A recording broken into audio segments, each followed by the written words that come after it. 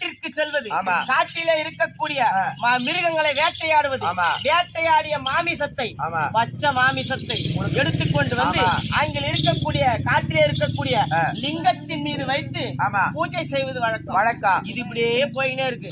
உடனே பார்த்தேன், இந்த கண்ணப்பனை சோதிக்க வேண்டும். அப்படி என்று ஒரு நாள் அவன் மாமிசத்தை படைக்கக்கூடிய நேரத்தில் என்னுடைய வலது கண்ணில் இருந்து குருதி என்று சொல்லக்கூடிய ரத்தத்தை வடியும்படி செய்து ரத்தத்தை வடியும்படி செய்தீங்க. உடனே ரத்தம் வடிஞ்ச உடனே அவன் என்ன பண்றான், ஐயோ இப்பேற்பட்ட சிவபெருமானுக்கு கண்ணில் இருந்து ரத்தம் வருகிறது, நான் என்ன செய்வது?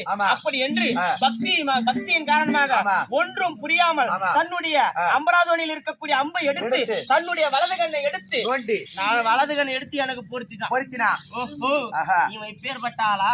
அவன் கண்ணு எடுத்து எனக்கு பொருத்துற அளவுக்கு இவன் பக்தியில சிறந்தவனா இருக்கிறான். இவனை சோதிக்க வேண்டும் என்று மீண்டும் என்னுடைய இடது கண்ணில் இருந்து ரத்தத்தை வடிய செய்தவுடன் அவன் சற்றும் பொறுக்காமல் அவனுடைய இடது கண்ணை வியர்த்து எடுக்கக்கூடிய நேரம் சற்றுன்னு ஒரு யோசனை வருது அவனுக்கு. ஏற்கனவே வலது கண் இல்ல, இப்ப இடது கண்ணு எடுத்துறோம். எடுத்துட்டா இது எங்க எடுத்து போய் கரெக்டா வைக்கணும், அடையாளம் தெரியாது.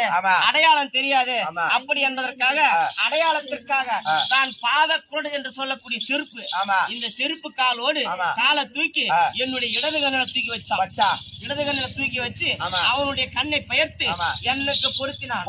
உடனே அவனுக்கு என்னுடைய முழு காட்சியை கொடுத்து அவனுடைய நாயனார் பட்டம் கொடுத்து அது மோட்சத்தை கொடுத்து கண்ணப்ப நாயனார் என்று பட்டம் கொடுத்தான். இந்த காட்சி பார்க்கணும்னா திருவண்ணாமலை அண்ணாமலையார் கோவிலுக்கு போனீங்கன்னா உண்ணாமலை அம்மன் சன்னதி இருக்கும். அண்ணாமலையார் கிட்ட போயிட்டு உண்ணாமலையை வணங்கிட்டு தான் வரணும், அது வரக்கூடாது.